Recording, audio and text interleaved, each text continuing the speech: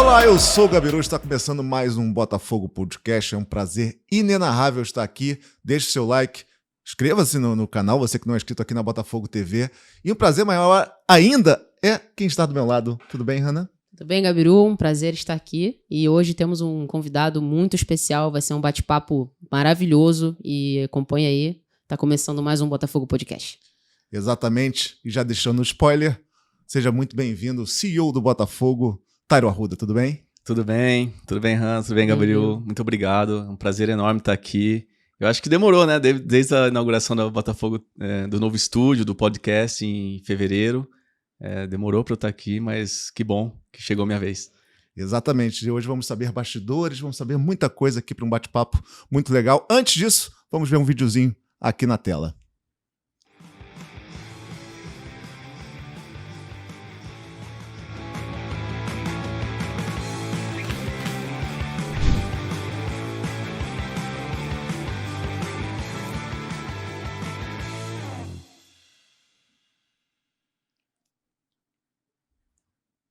Esse é Tairo Arruda, CEO do Botafogo, diretamente de Borborema, interior de São Paulo, para o maior clube do mundo. Conta um pouquinho dessa sua trajetória, como é que você chegou aqui, essa caminhada que às vezes parece, né, tão rápida, mas tão árdua.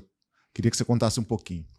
Pois é, eu vim de Borborema, interior de São Paulo, uma cidade muito humilde, de 15 mil habitantes, longe de tudo, longe da capital, longe do Rio. E eu não sei o porquê, mas eu acho que eu tive muita sorte na vida, muitas pessoas que me apoiaram, muitos mentores, meu pai, minha mãe, sempre incentivando a estudar muito. Enquanto meus amigos estavam brincando, jogando bola, eu estava estudando, estava me dedicando um pouquinho a mais. E isso fez com que eu fosse muito cedo para a faculdade. Eu iniciei minha faculdade com 16 anos, de Engenharia da Computação, na Estadual de Ponta Grossa. E o curso de 5 anos eu terminei em 4 anos e meio. Então, com 21 eu já estava formado, fui para São Paulo. Meu primeiro emprego foi na General Motors, na GM, lá em São Caetano. Fiquei lá um tempo, pouco tempo. Aí eu acabei indo para consultorias de gestão empresarial. Fiquei muito tempo na Falcone. Falcone, que é uma consultoria incrível, que me deu muito conhecimento do que eu aplico até hoje aqui no Botafogo, veio dessa escola da Falcone. Gestão de despesas, gestão de receitas, processos, projetos. Fiz muitos projetos pela Falcone, inclusive nos Estados Unidos, onde eu trabalhei no Grupo GP, na Magnesita, uma das empresas do Grupo GP. Foi muito bom também. Até um ponto que eu migrei para banco. Trabalhei 2 anos no Itaú BBA, na tesouraria do Itaú.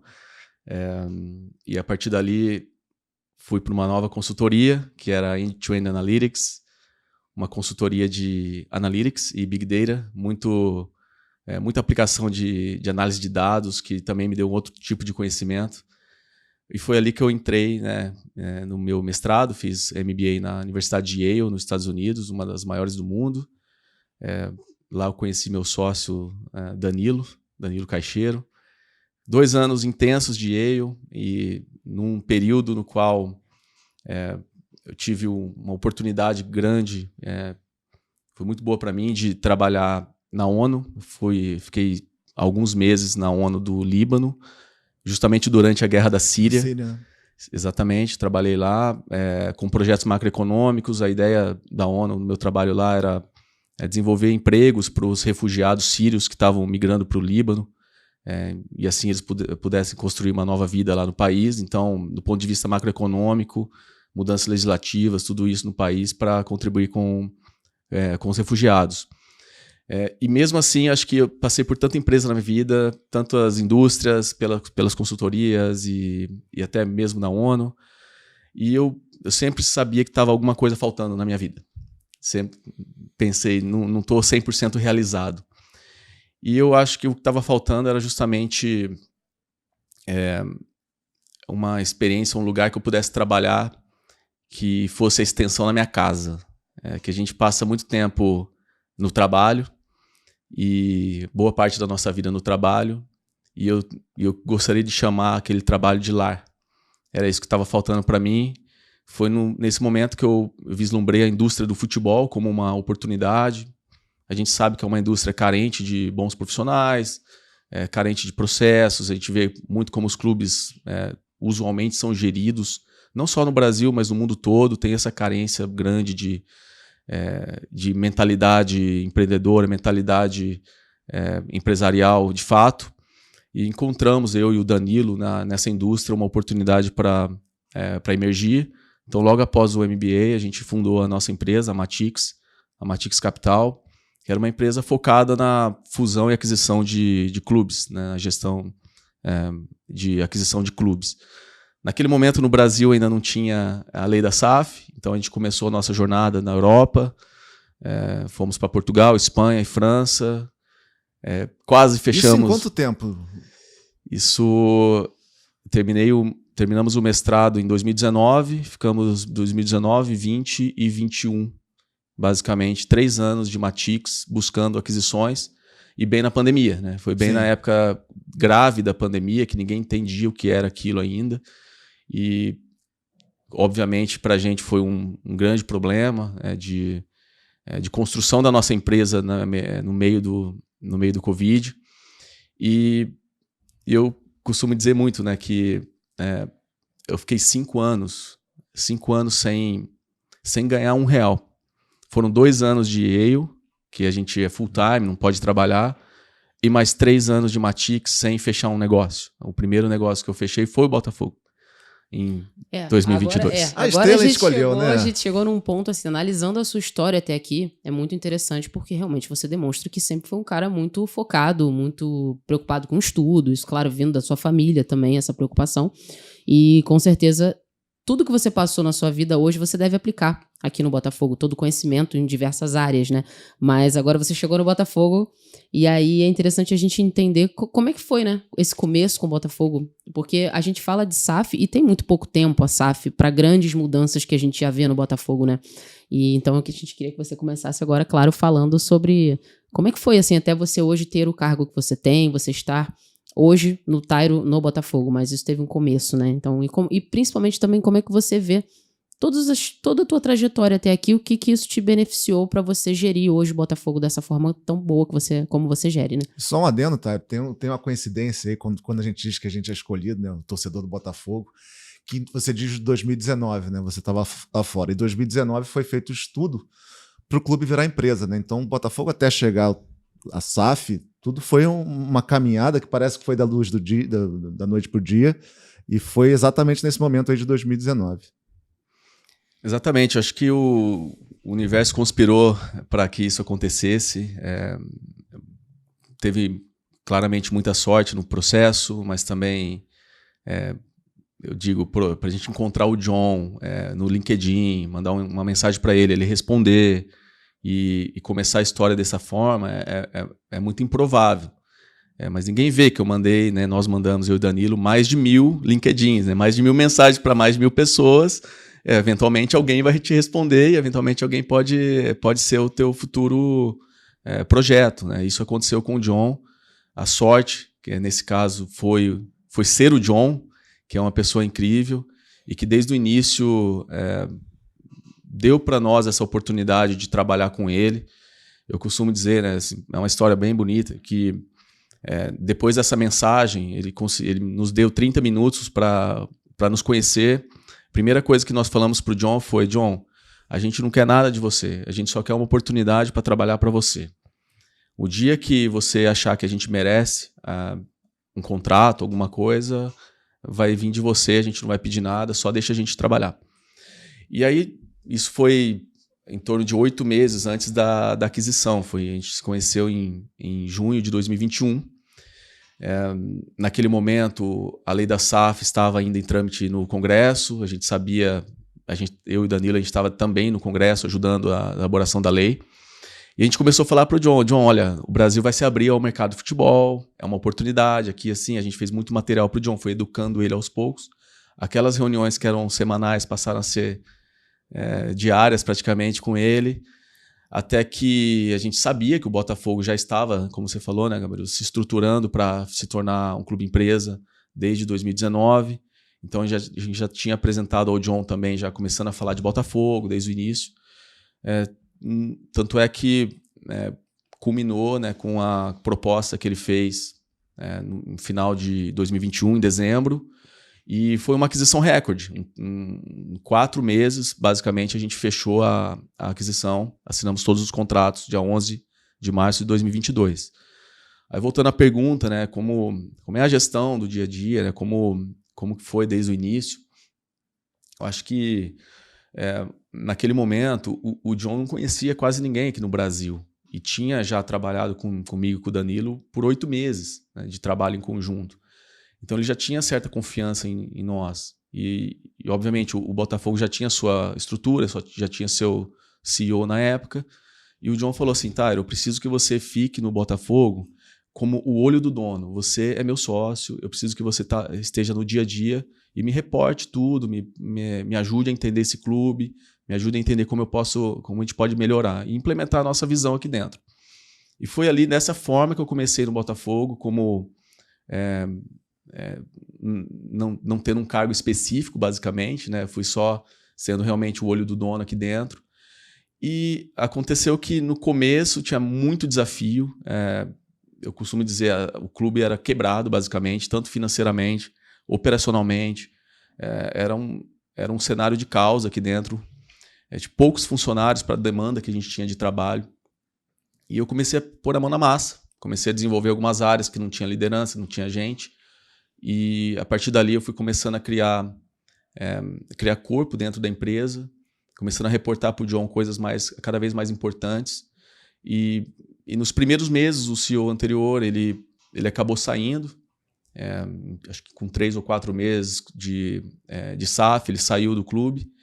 E a partir dali o John falou: Tairo, me ajuda, fica como CEO interino, eu até falei: John, eu não quero chamar de CEO naquele momento, justamente para não ter o holofote em cima de mim e ser cobrado por todo mundo como algum CEO. Eu não era. Eu também estava em processo de aprendizado, em processo de desenvolvimento. Cresceu muito esse cargo no futebol, né, nos últimos anos. Todo mundo, e o CEO. Exatamente. Hoje todo mundo vê a importância de ter um CEO dentro da sua organização, de um clube. Coisa que qualquer empresa tem, nos clubes de futebol não tinham, então as pessoas estão começando a ver. Foi se profissionalizando, né? E aí foram entendendo a importância realmente de cargos que fazem a diferença e reestruturam, né? E você realmente veio para fazer Executivos isso. agora. Né? Exatamente, profissionalizar um esporte que é tão importante, né? Exatamente. E continuando esse processo, eu pedi para o John que eu queria me intitular de diretor da empresa, um diretor geral, alguma coisa assim, que fosse um pouco mais low profile, né, o cargo. E a partir dali eu fui continuando e o processo seletivo de uma contratação de um CEO aberto, né, a gente até estava ajudando o John nisso, porque obviamente o John queria que eu fosse para a Eagle com ele, sempre esse era o plano. E eu fui aqui no dia a dia conduzindo, até ajudando ele no processo seletivo de um CEO. E foi passando o tempo, fui gerindo a empresa, até um dia eu cheguei pro John e falei: John, você vai contratar um CEO? Não vai? Pô, eu tenho que saber, né, do meu futuro. Eu vou morar no Rio de Janeiro, vou morar em Miami, onde eu vou, né? Não sei nem... planejar um pouquinho minha vida pessoal também. Você foi se apegando ao clube aqui? Você foi, com o passar do tempo, cada vez mais no dia a dia do clube? Claro, é maravilhoso. Assim, o que a gente tem feito é um motivo de orgulho tão grande. Então, cada conquista, cada vitória, dentro e fora de campo... como eu falei no início, né? É isso que me faltava na minha vida. Hoje não falta então mais? Não, pensar assim que o trabalho é a extensão da minha casa. Eu me sinto em casa, eu sinto que aqui é o meu lar. Se tivesse o chuveiro e cama, eu dormia aqui. Também. Vamos providenciar isso aí, hein? Também. Seria legal. Pensei muito nisso, inclusive. Então, isso me completou muito. E esse dia eu lembro que eu cheguei no John e falei: John, você vai contratar um CEO? Não vai? Me avisa. Ele falou assim pra mim: Tairo, quer ser meu CEO? Porque até agora eu não encontrei ninguém melhor que você. Aí realmente, eu fiquei tão feliz. Gabaritado, currículo desse tamanho também. E você é o homem de confiança dele, isso é uma realidade. O Botafogo tá num processo de reestruturação que você é uma pessoa muito importante e necessária, né? Então, para ele deve ser difícil até falar: Tairo, vai para Miami, mas eu acho que ele deve ficar dividido de saber a tua importância aqui dentro, né? Você tocou no ponto bom, Hannah. Acho que o atributo mais importante para o John é a lealdade e confiança. Tá? Ele pensa nisso sobre qualquer coisa, Por quê? Porque ele tem a visão dele que é sobrenatural, é diferente, é única, e ele precisa de alguém que abrace as ideias dele e implemente o que ele está falando. Não alguém que seja muito fechado, Caxias, que não confia nele, que não deve lealdade a ele também. Então, eu tento, assim, esse processo todo de trabalho com o John, para mim tem sido um aprendizado, porque a cabeça dele não é cartesiana, ele não pensa de forma linear. A gente viu aqui, né? Ele é diferente. Então, traduzir toda essa genialidade dele dentro de ações efetivas para o Botafogo tem sido um desafio incrível e que eu acho que eu tenho aprendido e evoluído ao longo do tempo em trabalhar em conjunto com o John. Então, cada vez é mais difícil, eu imagino, para ele abrir mão de... Eu até acho que no futuro, conforme a gente vai implementando toda a visão dele para cá, aí sim eu acho que faz sentido eu ir com ele para Miami e continuar trabalhando no nível da holding. Porque naquele momento a gente vai ter já estruturado a passiva, estruturado todo o administrativo, futebol, a base, e aí vai ter menos, eu imagino, menos desafios extraordinários para implementar no futuro. Né? Acho que nesse momento poderia ser o momento de eu ir com o John para Miami. E como é que é lidar com os outros clubes da holding? Como é que é os bastidores disso? Como é que é seu relacionamento? A gente tem construído um multiclube, né? O famoso MCO. E tem alguns multiclubes no mundo. O City é o maior deles, com muitos clubes. O Red Bull tem alguns. Enfim, tem... assim, mas eu não vejo ninguém que conseguiu construir relações sinérgicas entre os seus clubes. É muito difícil disso acontecer. E é um desafio que a gente está inovando toda hora. A gente está tentando construir dentro dos nossos clubes essa relação simbiótica, essa relação de um ajuda o outro, de diversas formas, né? E assim a gente faz o grupo crescer como um todo, né? Não é um clube servindo ao outro, jamais. Essa é a visão que o John jamais queria implementar. É um clube ajudando o outro de forma que os dois, os três ou os quatro cresçam ao mesmo tempo. E no dia a dia, existem algumas pessoas chaves dentro do processo, e são as pessoas que estão na holding, né, dentro da Eagle, que é hoje o Danilo, o Michael Gerliger, que foi recentemente contratado, um cara incrível, estou adorando trabalhar com ele. Tem o Hugo Ribeiro, que é um português, 18, 20 anos de Benfica, ajudando bastante a gente também. O Andres, que é um cara muito analítico, técnico, que ajuda no scouting, ajuda na estratégia de montagem de elenco. Então tem muita coisa que a holding está se estruturando. Ao invés de a gente falar direto com o Lyon, por exemplo, a gente sempre fala com a holding. A holding tem essa visão da integração, a visão de construir formas de trabalho em conjunto, construir sinergias, e tem ajudado muito. Eu costumo dizer, né, por exemplo, o Luiz Henrique. O Luiz Henrique é um caso de sucesso dessa relação de multiclube. O que a gente fez é inédito. Um atleta com relação com dois clubes ao mesmo tempo, né, basicamente, com Lyon e Botafogo. E a gente está construindo uma forma diferente de gerir o futebol. Eu sei muito também que o scouting é uma área que a gente tem investido bastante nessa relação de clubes. Por exemplo, faz muito sentido o Lyon usar o scouting do Botafogo para prospecção no mercado sul-americano. Porque a gente conhece o mercado, a gente tem aqui a avaliação precisa de cada talento, e às vezes os atletas não servem ao Botafogo naquele momento, mas podem servir ao Lyon. Por exemplo, o Lyon tem 4 vagas de estrangeiro só no seu elenco. Só podem ter 4. Por que o Lyon compraria um atleta de 18 anos de idade do Brasil? Sim. E vai chegar lá, vai ser reserva, vai continuar o desenvolvimento Talvez desse atleta. Talvez isso tenha sido um ruído nesse começo de SAF aqui no Botafogo, né? Explicar, deixar bem claro como as coisas são feitas. Mas isso também era a gente não tinha respostas nesse momento, né?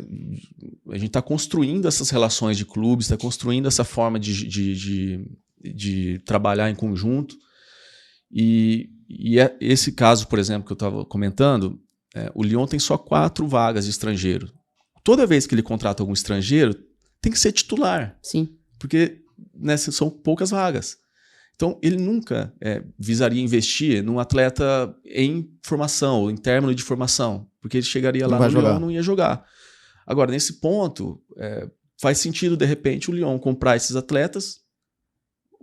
O Botafogo pode usufruir por 1, 2, 3 anos esses atletas até ir para o Lyon, porque aqui a gente já, né, não tem, ou seja, brasileiros, ou argentinos, ou uruguaios, que a gente pode usufruir do futebol deles até que eles possam ir ao Lyon.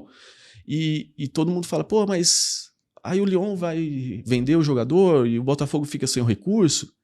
Pelo contrário, é a beleza da holding. A holding é um caixa só, basicamente. Então, o atleta que o Lyon vende pode voltar para o caixa da Eagle, que volta ao Botafogo de outras formas, para novas aquisições, etc. Então, o fluxo financeiro também é interessante que a gente está construindo dentro do multiclube. Acho que é uma relação ganha-ganha, eu diria que é uma vantagem competitiva que o Botafogo tem perante o mercado. Sim, agora é um tema um pouco sensível, né? Porque como é que é gerir a crise em meio às polêmicas manipulações? Como é que é gerir o clube nesse momento, né? Deixa um lado para cá.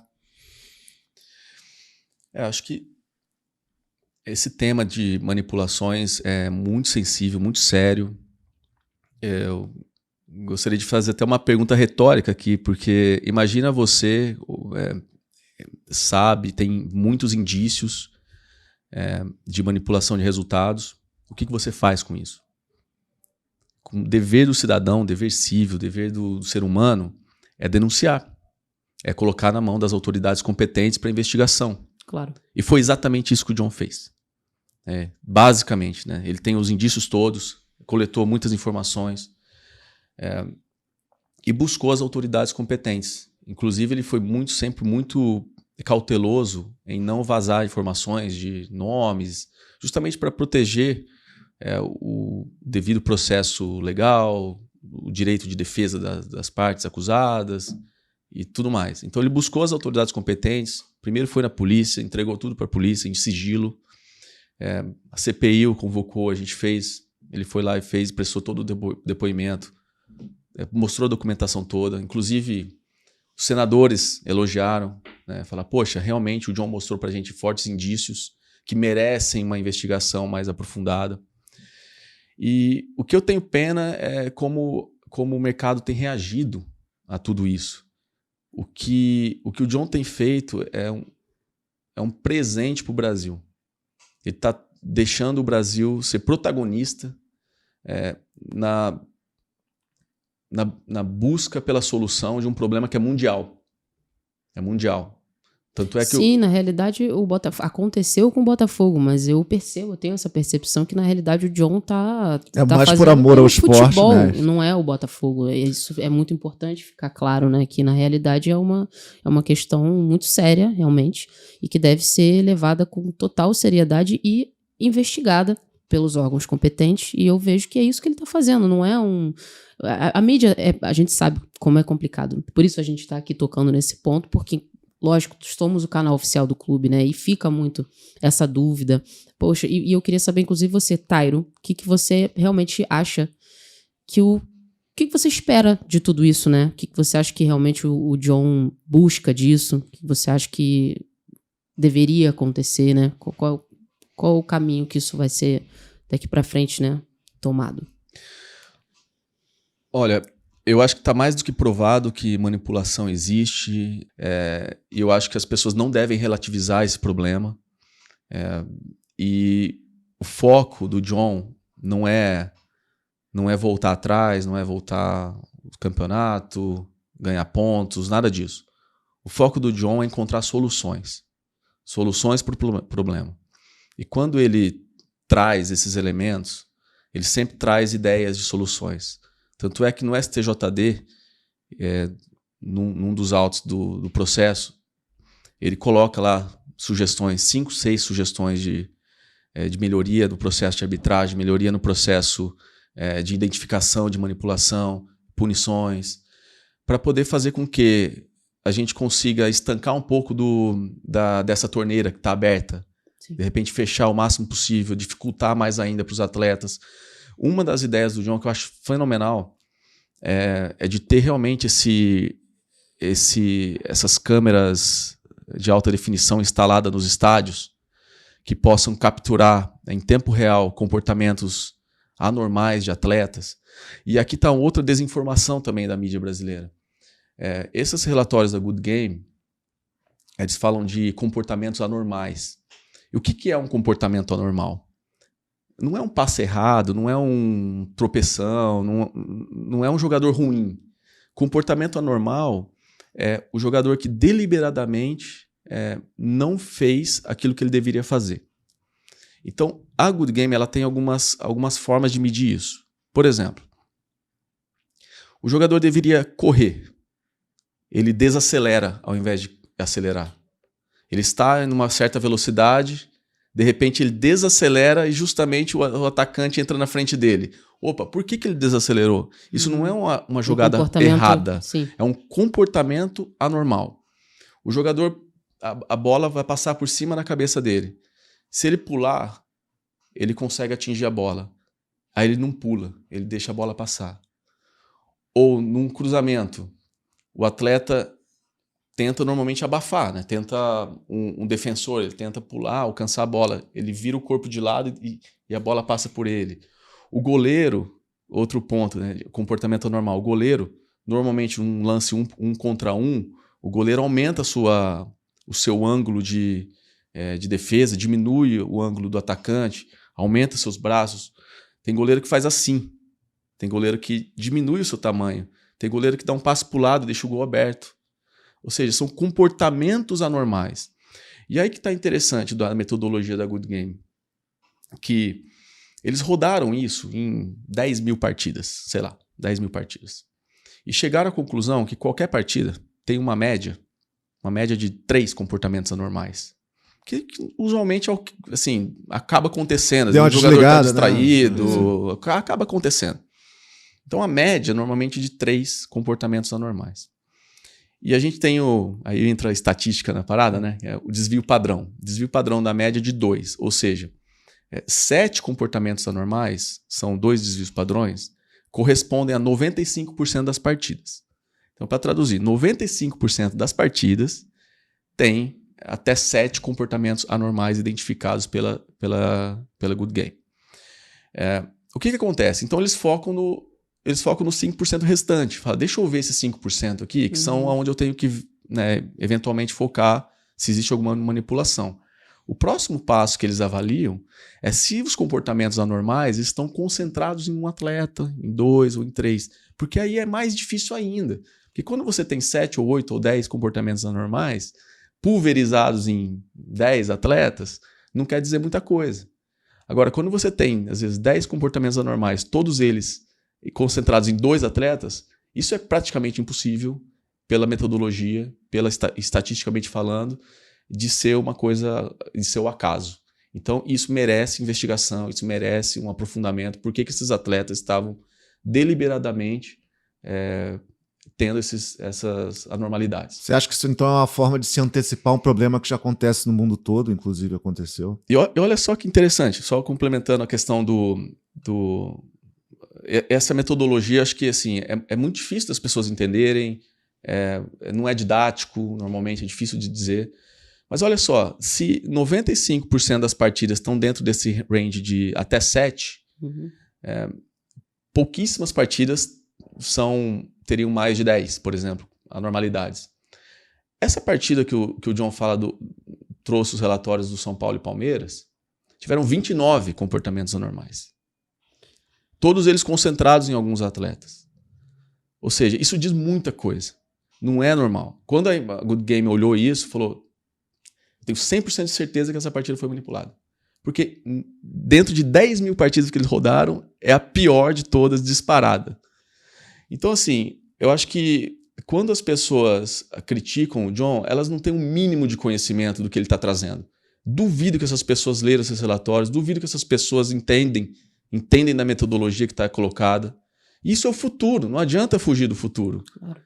É a lei de Darwin. Quem não se adapta à mudança vai acabar sendo eliminado da sociedade. Sim.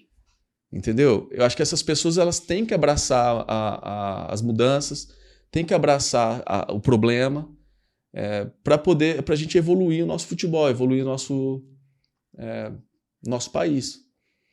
E voltando à questão do Botafogo em si, né? Eu acho que o Botafogo, claro que no nosso dia a dia, principalmente meu, isso tem afetado bastante, né? Eu tinha praticamente 10% do meu tempo falando com advogados, hoje acho que 50%. Então assim, PR também, bastante comunicação, porque a gente sempre sabe o que acontece, o corporativismo da mídia paulista, muita coisa. A gente sabe como que funciona o sistema e a gente tem que trabalhar também de outras formas para poder equilibrar um pouco dessa questão. Eu tenho tido muito trabalho também institucional para poder, como eu tenho essa oportunidade de esclarecer um pouco mais essas metodologias, poder esclarecer para órgãos competentes, poder esclarecer para a própria CBF, para a FERJ, para o STJD. Eu tenho tido esse tipo de trabalho também, junto aos senadores da CPI, explicando um pouquinho mais a eles como funciona. Por ser tão complexo, passa a ser difícil da compreensão. Então, eu tento buscar um pouquinho dessa educação sobre o que o John tá querendo, sempre com... eu acho que ele não merece o que ele tá sofrendo. As intenções dele são as melhores possíveis, sempre buscando realmente trazer soluções, trazer alternativas, trazer melhorias para o nosso futebol. E a gente quer saber, né, Hanna, como é que é o relacionamento dele com o John, né? Exato, falando sobre ele, todo mundo tem uma curiosidade muito grande, né? Assim, como é que é trabalhar com o Textor? Olha, eu posso dizer que eu sou um cara muito privilegiado de trabalhar com o John. O John, ele me dá o conforto que eu preciso. Os problemas mais complexos que nós temos no Botafogo, eu sei que eu posso contar com ele. Eu sei que eu posso ligar para ele e ele vai dar o direcionamento, ele vai dar a solução, muitas vezes. Então, esse conforto, essa liderança nata, essa cabeça incrível, né, faz com que o meu trabalho seja facilitado no dia a dia. E, assim, a gente vê, óbvio, ele tem muitos outros clubes e negócios, mas a gente percebe que ele tem um carinho realmente genuíno pelo Botafogo, né? Ele... Até parecia que ia ser um relacionamento de trabalho, né? Dele longe. Peguei aqui o clube e vou ficar aqui longe. Quando ele chegou no aeroporto, eu falei, acho que foi...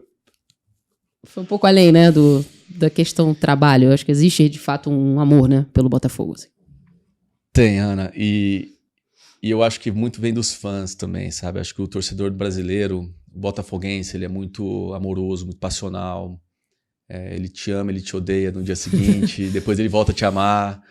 E eu acho que o John nunca sentiu essas emoções que o torcedor passa em outros clubes. Tanto é que aqui no Brasil ele quase não anda, né? Basicamente. Sim. Ele tá no Rio de Janeiro, todo mundo conhece ele, quer tirar foto, quer abraçar, fala te amo, todo lugar. I love you, John, I love you, John. Então isso não tem muito preço, né? Não tem muito... É difícil descrever o que ele sente, né? Só ele mesmo para dizer. Mas ele não tem isso em outros lugares, né? No Lyon, no Crystal Palace, que é outra cultura, outro tipo de engajamento. É muito mais comum os clubes terem donos no mercado europeu. Então, para o Brasil, isso ainda é recente. Então, eu acho que ele, como pioneiro, teve também esse privilégio de ter sido experimentado, né, no caso, pelo torcedor brasileiro. E tudo isso acho que refletiu em amor, refletiu em torcer mesmo, de fato, pelo clube. O John fala que o Botafogo era o clube preferido da mãe dele, Sim. Que faleceu há pouco tempo. Então acho que criou-se laços incríveis com ele. Acho que só ele mesmo para dizer. Falando em laços, a gente tem um recado aqui na tela. Aí, Cailinho. Opa! Ó. Como vocês conseguiram? Na nossa camisa, filho. Que isso, que legal. É muito gratificante estar com o Tário, falar sobre o Tairo, Minha madrinha. conviver com o Tairo. É muito carismático, amoroso, família, cuidadoso, preocupado com o próximo e um grande líder. Nasceu já um grande líder. Focado no que ele quer, no que precisa, é para melhorar. Vamos fazer agora, juntos. Vamos trabalhar juntos. Essa é uma guerreira. Em equipe. Que legal. Quando ele era pequeno, eu ensinei ele a jogar xadrez. Eu ganhei várias vezes, depois só ele ganhava. Porque de pequenininho, ele já enxergou a estratégia do jogo. É isso aí, meu filho.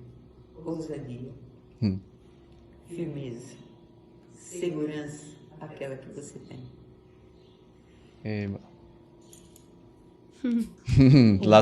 Lá todo mundo é botafoguense em casa. Quente na nossa família botafoguense. Te amo, filho. Beijo, até. Qual a importância desse apoio legal. familiar? Né? Muito. Nossa, quando eu vou em casa, assim, eu tenho ido pouco, mas quando eu vou em casa, é uma alegria tão grande ver meus pais, meus primos, meus tios, minha madrinha, Todo mundo de Botafogo. todo feliz com o processo de desenvolvimento do Botafogo, saber que eu estou sendo uma das lideranças nisso, acho que é um motivo de orgulho para eles. Para minha cidade em si, hoje lá em Borborema é tão pequeno, mas todo mundo torce para o Botafogo. Todo mundo. Eles têm, obviamente, todo mundo tem o seu próprio clube, mas torce por Botafogo. Meus amigos, assim, todos eles, legal. assim, incrível. E essa energia que eles passam é um combustível para a gente continuar crescendo. Muito legal, obrigado. Obrigado pela surpresa. E ao longo aqui desse podcast a gente vai ter mais recados, prepara. fica tranquilo. Tem Mas mais. agora a gente queria falar sobre dívidas, né, Rami? É um ponto muito importante, né?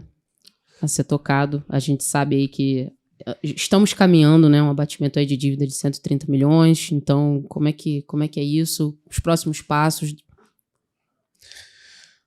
Olha, realmente, a dívida do Botafogo é o principal problema que nós estamos enfrentando desde o início da SAF.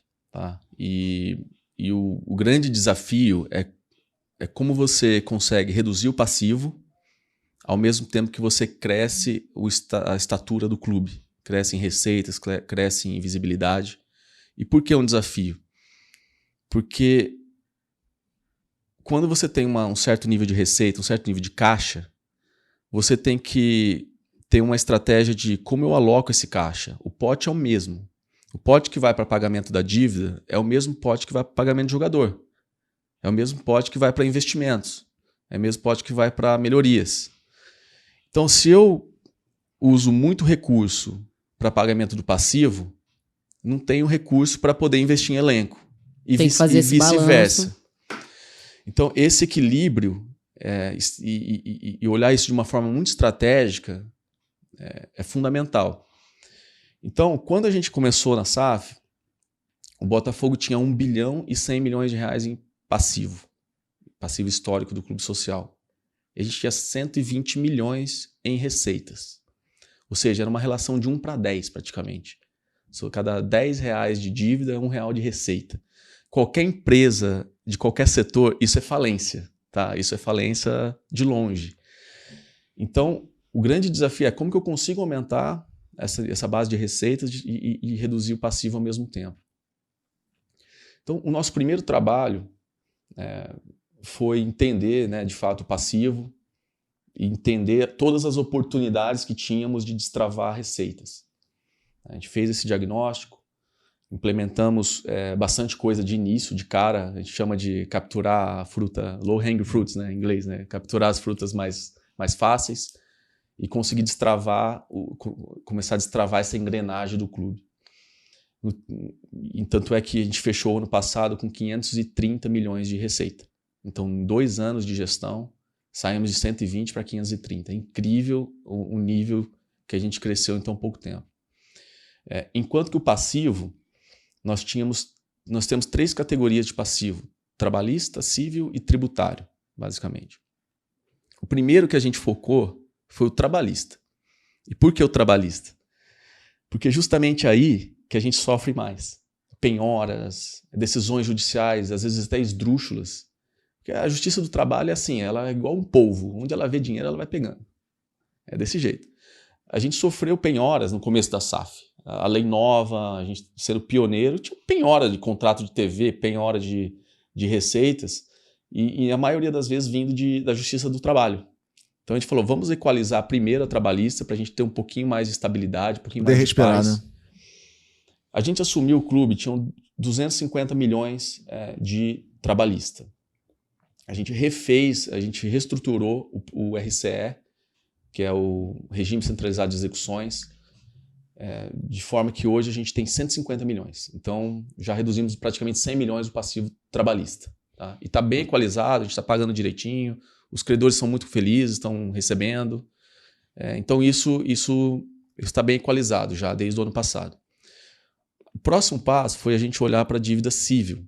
A dívida civil eram 440 milhões, a gente já está quase um ano de negociação com os credores, que culminou com a recuperação extrajudicial, que está agora em vias de homologação. Essa recuperação visava gerir esses 440 milhões de passivo. E aí a gente tinha duas propostas que fizemos aos credores. Aqueles que queriam receber rápido, curto prazo, à vista, tinham que dar 90% de desconto. Você vai receber 10% à vista. Ou, se você não tem pressa, você pode receber no longo prazo, são 15 anos de pagamento, com 40% de desconto. Então, obviamente, a gente fez benchmarks, a gente foi entender como que outras empresas em recuperação elas estavam propondo aos seus credores, a gente não tirou esses números do nada, e a gente conseguiu trazer essas duas propostas. Obviamente, que se encaixa dentro do nosso fluxo de pagamento, para poder honrar com esse passivo também. Uhum. Eu sempre costumo falar, é muito fácil fazer um acordo, muito fácil. O difícil é cumprir. Então, o que nós estamos buscando era fazer acordos que a gente possa rigorosamente cumprir com eles. Nesse sentido, a gente conseguiu 65% de adesão. Foi uma adesão muito maior do que a gente esperava desse passivo civil. E dentro esses 440 milhões, 130 milhões optaram por receber no curto prazo. Então foi esse que a gente acabou liquidando agora no mês passado. A gente acabou liquidando os 130 milhões. Ou seja, sobraram 310 milhões, né? Que são os que vão ser no longo prazo. Só que desses 310 milhões, ele já tem um desconto de 40% já determinado. Então, hoje, a nossa dívida civil, a gente pode assumir que está em 180. E em 2 anos de SAF, que caminhada, né? Foi muito rápido, né? Os resultados a gente vê e dá a confiança de imaginar que os próximos anos vão ser cada vez melhores, óbvio, né? Você começa essa caminhada, então as coisas vão... Você vai tendo até mais tempo de poder, como a gente estava falando, né? De poder se dedicar até a outras partes, né? Exato, Hanna. E tem outros benefícios também, porque quando você tem uma dívida equalizada, que você já tem o seu fluxo de pagamento bem definido, você não tem penhoras, você tem uma previsibilidade, você pode pegar esse mesmo pote, né, que hoje é maior, hoje já em 530 milhões por ano, e alocar em outras coisas, em infraestrutura, em melhorias para os atletas, em novos atletas, enfim, investir mais no futebol. Então, quando a gente fala, poxa, realmente a dívida de um clube estrangula o clube, é por isso. Porque você tem que realmente pegar uma boa parte do que você ganha para servir o passivo. Sim. Então, nesse sentido, a gente tem a nossa terceira etapa agora da gestão de passivo, é trabalhar o tributário. E nós estamos já em andamento para a expectativa é que a gente finalize essa renegociação tributária com o governo até o final do ano. Tá? E aí a gente conclui completamente o trabalho de reestruturação do passivo do Botafogo. Se a gente fizer o tributário da forma como a gente está esperando, somando o trabalhista com o civil e o tributário, a gente espera fechar o ano nos 600 milhões de passivo. Ou seja, de 1 bilhão e 100 para 600 em 2 anos. Então a gente praticamente subir a receita de 120 para 530, ao mesmo tempo que a gente vai reduzir o passivo de 1.100 para 600. Aí a relação agora, que era de 10 para 1, fica quase 1 para 1. Né? Uma empresa com uma relação 1 para 1 ainda é alto, mas é muito sustentável, ainda mais com um plano de pagamento de longo prazo. Aí sim a gente pode dizer que o Botafogo está recuperado e pronto para ser sustentavelmente competitivo em toda a competição. E se recuperar fora do campo também, acho que a gente podia falar um pouquinho sobre infraestrutura que você próprio falou. Queria saber tem umas novidades aí também, né? Pois é, quero saber dessas novidades, dos próximos passos, porque isso é muito importante, né? Durante um tempo, acho que o futebol brasileiro ficou um pouquinho para trás, fora de campo, né? Chega ali 11 contra 11 e foi, e com o tempo, né, a gente acabou ficando para trás, fora do campo também. Sim, a gente tem plena consciência dos nossos déficits de infraestrutura, principalmente de CT, de base. Como eu falei, é questão de prioridade. A gente tinha um pote pequeno para servir a tudo, para resolver tudo. A gente teve que focar em crescimento de receita e redução de passivo no primeiro momento. Hoje em dia, a gente já consegue focar mais em infraestrutura, porque a gente já tem um pouco mais de condição financeira para isso. Um ponto importante, né? Quando a gente fala de infraestrutura, não é só a primeira coisa que vem na cabeça é cadê o CT? Cadê o CT da base? Mas não, o Botafogo tinha coisas que tinham que ser feitas urgentes. Por exemplo, todo o sistema de incêndio, de prevenção a incêndio do estádio estava acabado. A gente investiu quase R$2 milhões para reformular todo o sistema de anti-incêndio, para evitar tragédias. Nós investimos quase R$2 milhões também só para refazer as calhas do estádio. Fazer as calhas, justamente para poder a chuva não interferir, não entrar, não prejudicar a estrutura do estádio. Agora, nós estamos investindo também alguns milhões para a reformulação do teto, do telhado, que tem muito buraco, também infiltrava por ali, a própria limpeza. Investimos muito para ter o gramado, porque justamente o gramado sintético favoreceu uma nova linha de receita, de shows, como eu falei, prioridade em receitas. Sim. Então tem muita infraestrutura que fizemos que isso não aparece para o torcedor. Já nota oficial, né? Mas que de fato tinha que ser feito antes de fazer um CT. Claro. Justamente porque é ali que poderia ter algum risco iminente, um risco de vida, né, inclusive, que a gente tinha que conter. Então fizemos muito disso, essas manutenções preventivas, fizemos muitos investimentos nesse sentido para conter os danos que estavam acontecendo aqui no estádio. E também fizemos alguns investimentos para o próprio jogador, né, gostar do nosso clube, por exemplo, não tinha gostar de estar aqui, né, de ter prazer de trabalhar, não tinha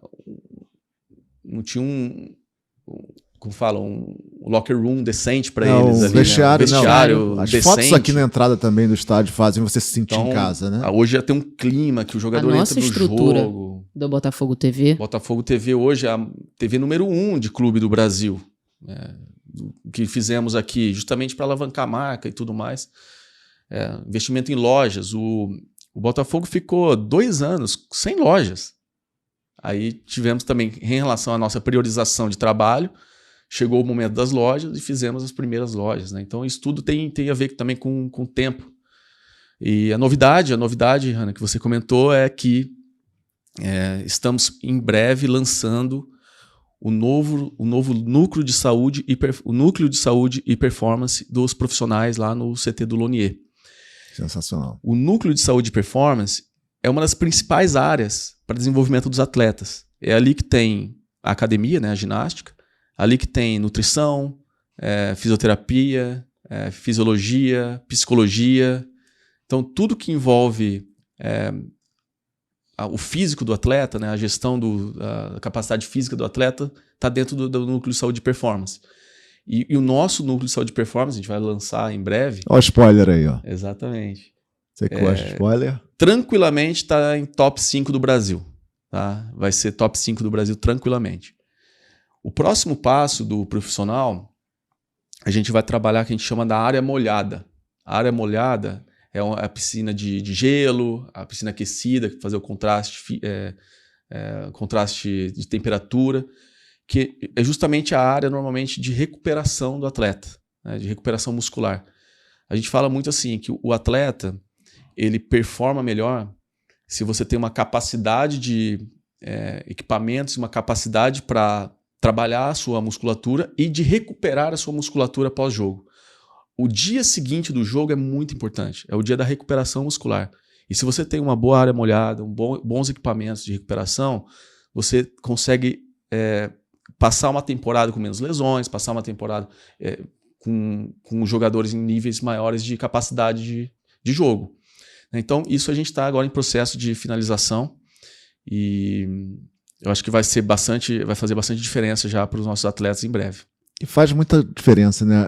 O que a gente caminhou, né? A gente tem, você falou do vestiário, tem a sala de imprensa, iluminação do estádio. Então, assim, são muitas coisas que talvez daqui a uns 5 anos, né, grama sintética, a gente vai olhar para trás e falar assim, olha quanto a gente caminhou, né? O próprio número de shows que tem aqui no estádio, né? O estádio se transformou, a gente que gosta de música, o estádio se transformou no lugar do Rio de Janeiro a ter show, o telão. Então é uma preocupação que talvez não chegue no torcedor, porque é muita coisa, né? O tempo real, às vezes você está ouvindo aqui uma coisa, depois vai para outra.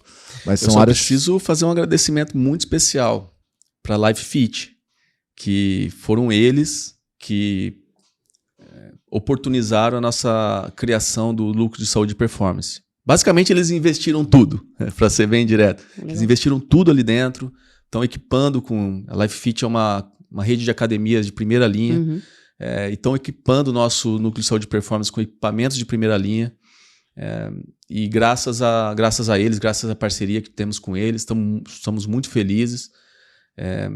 Inclusive, vai chamar esse núcleo de saúde e performance, vai ter o nome deles, legal. Que realmente vai fazer a diferença para os nossos atletas.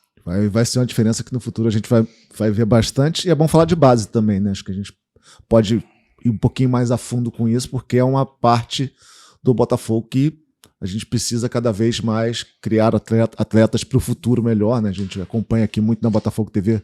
Fazemos todos os jogos, praticamente, né? Muitos jogos da base, já conhecendo os menininhos, de repente já viram adultos, né? E como chegar a ser um adulto, a ser um profissional de sucesso. Né? Principalmente também essas excursões, né? Tão legais que a gente também comenta, a gente está sempre aqui acompanhando, e como isso deve ser importante para os meninos também, vivenciarem essas experiências. A gente sabe que o futebol proporciona também, né, muitas coisas para meninos que não tiveram oportunidades. Então, desde pequeno, também ter a experiência de jogar em outro país, conhecer outro país, né?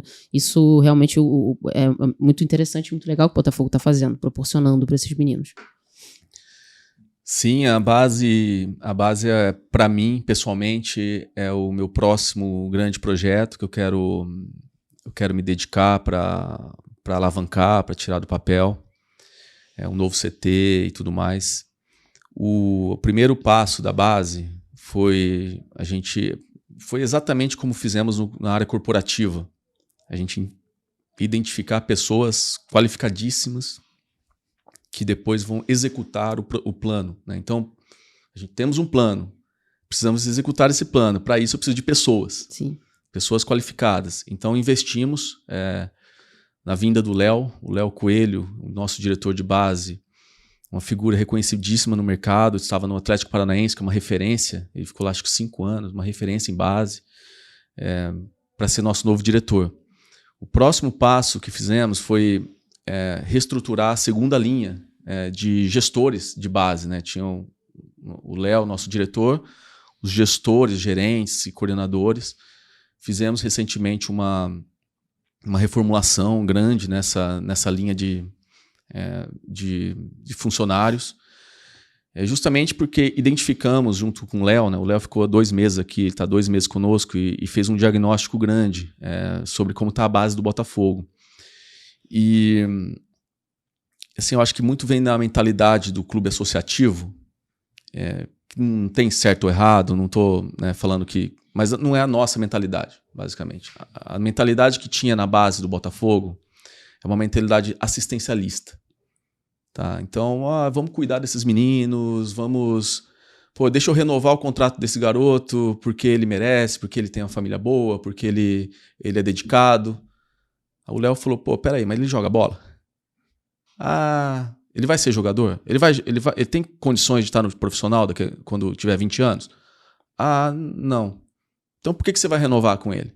Então, assim, essa mentalidade assistencialista de cuidar e tudo mais, estava sobressaindo sobre a mentalidade de resultados, né? De formar jogadores, de formar jogadores para o time principal.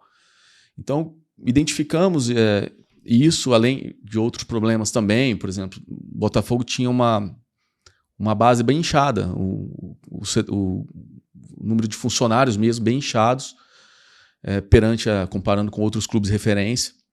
Então fizemos uma reestruturação no organograma recentemente e trouxemos pessoas que tivessem mais essa mentalidade de gerar resultados, basicamente. Formar atletas, e resultado na base é formar atleta, 1, e 2, ganhar título. Porque título também diz muito sobre a tua... Sobre o seu sucesso, né? Exatamente, sobre como você está conduzindo a gestão da base. E o Botafogo ele parou de ganhar títulos na base. Nem sub-15, sub-13, sub-17. Ele ganha o brasileiro, né? O último grande, né? A gente ganha mais na Copa Rio, mas é isso. Mas o nosso objetivo é ser uma das melhores bases do Brasil e ganhar títulos consistentemente, né? E revelar jogadores. E para isso, agora acho que tendo essa reestruturação de pessoas que fizemos, o próximo passo é implementar justamente o plano estratégico da base. Passa muito pelo CT, passa muito pelas infraestruturas e metodologias, né? Então a gente está nesse caminho, espero conseguir, dentro desse ano ainda, ter uma resposta definitiva sobre o nosso CT da base. Sensacional. Antes da gente continuar, tem mais um recado aqui para o Tairo Arruda. Olá, torcida botafoguense. Estou aqui para falar um pouco sobre o meu filho. Meu Deus do céu. Uma pessoa inteligente, bondosa, íntegra e muito trabalhadora. Além disso, ele é uma pessoa corajosa e muito determinada. Quis o destino que ele tivesse 2 corações. Um que bate no seu peito e o outro que ele adquiriu com o tempo, que é em forma de estrela, que bate e irradia em tudo que ele faz na vida dele. Sou testemunho do seu esforço e a sua competência, que junto com a sua equipe, jogadores e essa torcida apaixonada, logo levarão o Botafogo a títulos e a glória. Tairo, sou seu maior fã, tenho muito orgulho de você e torço muito para que você seja feliz naquilo que resolveu trilhar. Tairo, me orgulha muito ainda quando me perguntam: o Tairo Arruda do Botafogo é seu filho? Meu coração enche e digo: sim, ele é o meu filho. Tenho sorte e sou abençoado de ter um filho como você. Um beijo. Que lindo. Lindo demais. Bacana. Relação sua com seu pai. Até me emociona, né? Legal. Que legal. Acho que eu nunca chegaria onde eu cheguei sem o apoio dele, da minha mãe. Minha família é muito unida. E acho que um dos grandes objetivos que eu tenho na minha vida é orgulhar meus pais. Então, saber que ele tem esse orgulho por mim já me deixa muito, muito feliz. Sensacional. Um prazer, né? De verdade, estar conduzindo essa entrevista com você, podendo saber um pouco mais sobre a sua vida. E é muito legal saber do apoio da sua família. E com certeza eu te garanto que eles estão muito orgulhosos, sim, de você, porque realmente deve ser muito bacana ter um filho como você. E falando nisso, Hannah, tem mais um recado. Prepara-se. Oi, filho lindo. Que saudade de você. Olha, eu sei que você vai receber uma homenagem muito linda aí. E merecido, porque eu confio muito em você. E estou muito feliz de ver você crescendo e você brilhando. Isso é muito bom. E é muito orgulho para mim, porque você é uma pessoa inteligente, sensível, dedicada e muito honesta. E de uma simplicidade invejável. Então eu desejo para você tudo de bom, que você cresça cada vez mais, lutando por você e por aquilo que você quer conquistar ao seu redor. Todas as pessoas que também merecem ser felizes com as conquistas. E também quero te dizer que eu te amo muito. Tô com muita saudade mesmo. E você lembra quando você falava que você um dia ia ser presidente do Brasil? Eu acho que você tá no caminho certo, porque já tá como presidente da SAF Botafogo, né? Isso é muito bom. E é muito bom que você siga esse caminho que você quer, que você gosta, que você lutou tanto para conseguir. E aqui estamos na torcida e que sempre você consiga superar todas as dificuldades, todos os problemas que passam por cima, que estão aí no teu caminho, que você passe por cima e consiga vencer. E vencendo também, ó, fogão aqui, tá bom? Um beijo grande, te amo, lindo. Esse lindo no final. Mamãe, pô. Não combinou. Mas...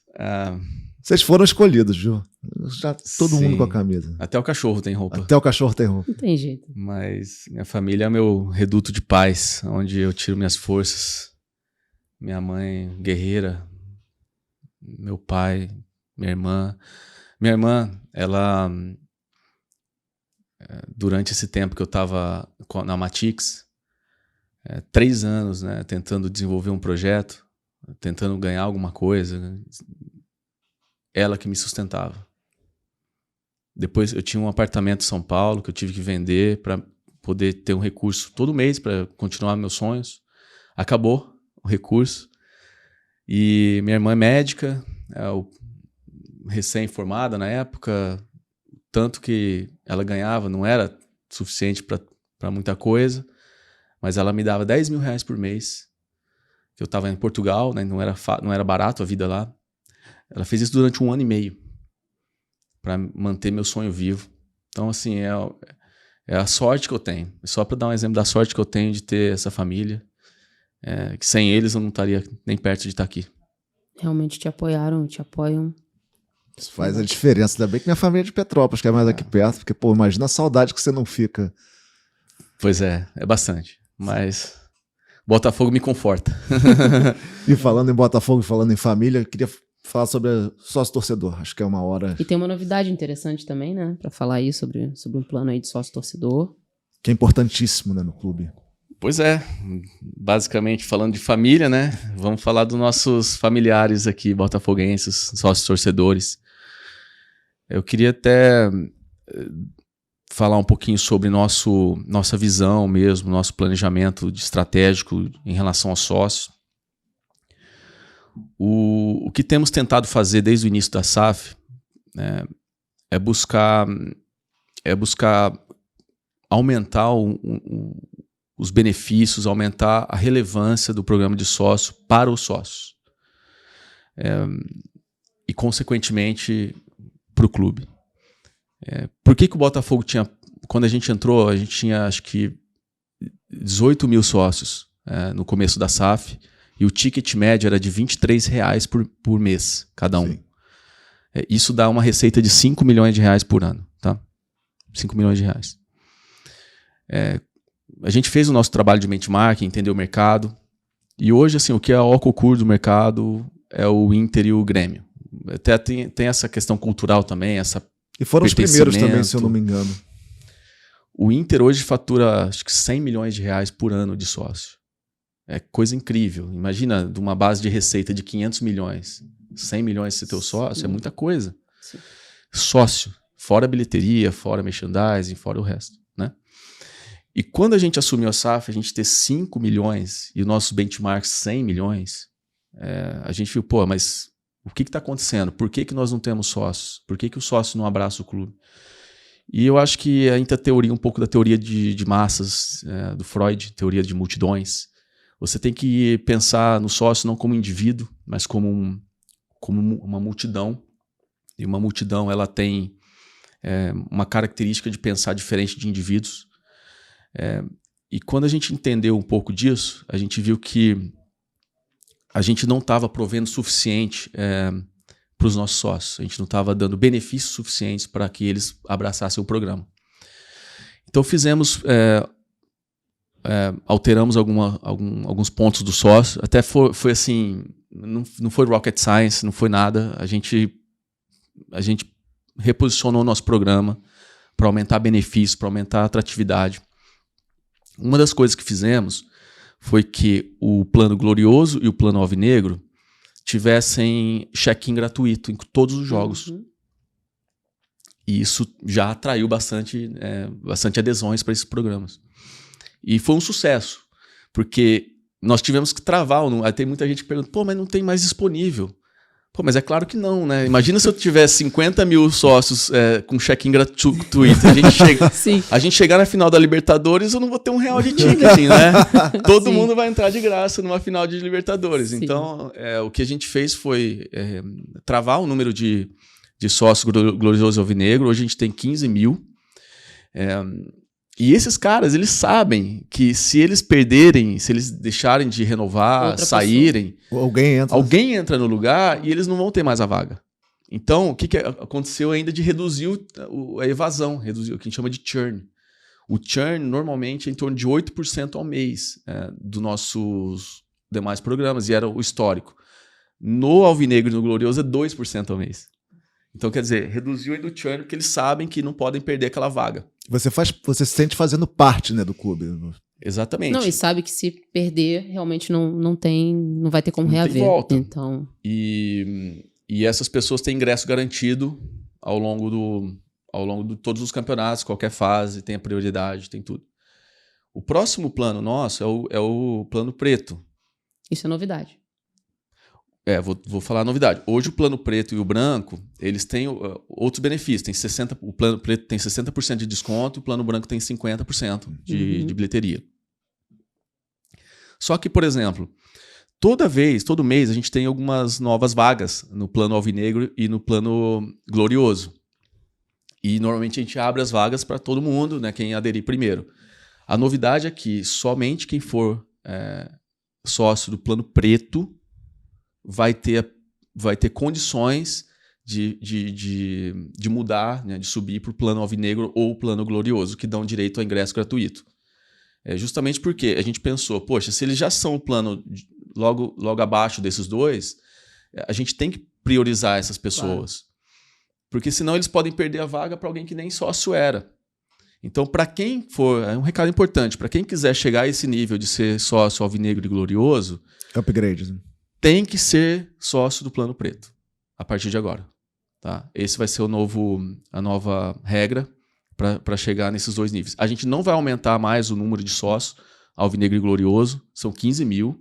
Já é um número que está bem alto para ingressos gratuitos, basicamente. Então, temos que priorizar os pretos para chegar lá no Glorioso e no Alvinegro. Hoje, do jeito que estamos hoje no programa de sócios, temos 58 mil sócios e um ticket médio de R$61.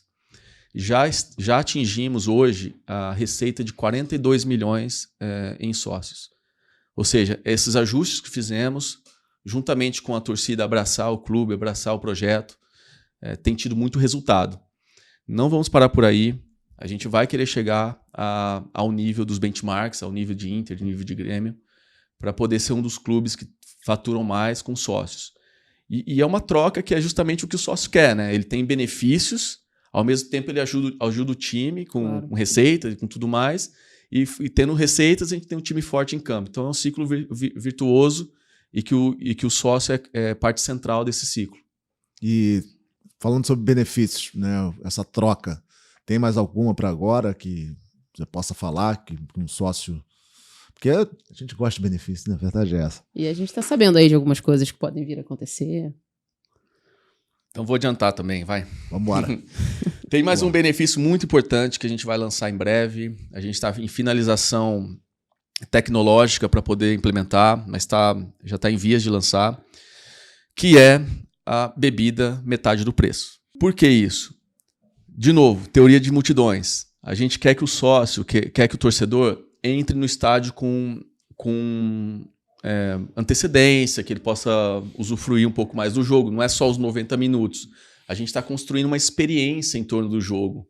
Tem as cheerleaders, vai ter o show de luzes, tem toda a entrada espetacular que fazemos, o mosaico que a torcida tem feito um show, né? Maravilhoso. Agora, o que a gente sente muito é que o torcedor ele só entra no estádio na véspera do jogo, na hora do jogo. Por que ele não entra antes?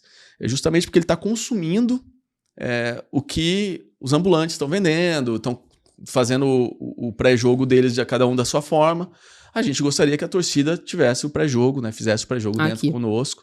A gente vai cada vez mais trazer novas experiências, sambinha, shows, etc., todos setorizados. E grande parte desse movimento precisa de preço, né? Obviamente, a torcida precisa de um preço justo para poder entrar com antecedência e usufruir do estádio. Por isso também que o sócio vai ter esse novo benefício a partir de agora, tornando aí o sócio torcedor cada vez mais não só importante, mas vai ser quase que obrigatório para o torcedor que queira vivenciar o clube e as experiências todas, que usufruam dos benefícios que a gente está trazendo para o programa de sócios. E isso melhorou muito, né? Porque antigamente a gente entrava aqui meio que nessa. Hanna fazia isso, eu não. Quero entrar na hora do jogo, né? Porque não tinha. Você ficava aqui dentro. Acho que teve uma época até que não podia vender bebida. E acho que cada vez mais a gente vai vendo. Pô, tem área a kids, né? Para criança. Então, cada vez mais vira um programa de família mesmo, né? Você tira o dia inteiro para isso e faz um sentido não só do jogo, mas de outras coisas boas para fazer dentro do estádio. Exatamente. Até eu gostaria até de deixar um recado bem claro também para todo mundo, que é o seguinte: o nosso objetivo é chegar a 85, 90 mil sócios, tá? Espero conseguir chegar até o final do ano, espero que a torcida abrace esses benefícios, abrace essa ideia. E o que vai acontecer? Qual que é a consequência disso? A consequência é que a maioria dos jogos, a partir desse nível de 85 a 90 mil sócios, a maioria dos jogos serão ocupados 100% por sócios. Por quê? Porque eles têm a prioridade de compra. Sim. Hoje nós temos, vamos dizer, de 43 mil, um jogo que tenha 43 mil pessoas, né, um jogo lotado, a gente tem ocupação de em torno de 60% de sócios e 40% de não sócios. Quando a gente atingir um nível de sócios de 85 a 90 mil, a gente vai passar a ter o estádio inteiro ocupado por sócios consistentemente. O que acontece? Para você comprar o ingresso, você vai ter que ser sócio. Esse é o objetivo que a gente busca. Isso vai alavancar as receitas do clube, vai trazer maior segurança, porque quando a pessoa é sócio, ela tem um senso de pertencimento também, tem um senso de família. A gente vai ter um controle maior sobre as pessoas que têm acesso ao estádio. E aí cria também mais benefícios para todo mundo, um ambiente melhor, mais saudável, mais seguro e com bastante atividades dentro do estádio, né? Você até tocou nos pontos, né, Gabiru? A gente tem investido em alguns, a Arena Kids, a Fire Zone, algumas experiências gastronômicas, né, novas. A gente tem o Fire Burger, né? Que foi um sucesso, né, o lanche do Botafogo. Sensacional. Tá faltando a cerveja do Botafogo, né? A cerveja do Botafogo a gente tem estudado também. É um business plan difícil de fazer sentido no papel, mas a gente tem estudado algumas formas de viabilizar, mas ainda não conseguimos equalizar as contas em relação à cerveja do clube. Mas vou adiantar também um outro ponto, que assim, experiências gastronômicas, a gente tem investido no A&B no estádio. A gente gostaria que o torcedor tivesse acesso a comidas e bebidas que tem um vínculo com o Botafogo, que tem alguma coisa distinta, né, com a cidade do Rio de Janeiro. Então a gente tem hoje 2 restaurantes, né, o Fire Burger e o Glorioso. Glorioso, com Rio, né, maiúsculo, justamente para mostrar que são comidas tradicionais cariocas, né, aqui dentro do estádio. E a gente vai lançar um terceiro agora, para completar a nossa experiência gastronômica do Newton Santos. E o nome é bem, bem legal, é Botafood. A gente vai lançar o Botafood. Que legal! O Botafood, a gente vai reunir alguma alimentação um pouco mais mundial. Pizza, mediterrâneo, japonês, tudo junto. Vai ser Vai ter que abrir mais cedo esse estádio, né? Vai ter que abrir meio-dia. Exato. A nossa ideia é que o estádio seja mais utilizado, não só também em dia de jogos, em outros dias a gente tem feito algumas iniciativas nesse sentido também. E assim a gente cria um ecossistema que o torcedor usa mais os ativos do seu próprio clube. Sensacional. A gente tem visto muitos torcedores vindo para visitar o estádio, né? Vem a galera, vem família, vem criança, é sensacional, realmente, para o sócio se sentir mais perto. E queria falar sobre o balanço financeiro, né? A gente passou muitos anos, né, Hannah? Com uma certa distância para isso, né? Até as dívidas não chegaram até hoje à toa, né? E queria que você falasse sobre essa divulgação. Olha, o balanço anual é uma peça obrigatória de todos os clubes de Série A e B, divulgar o teu balanço, divulgar um balanço auditado.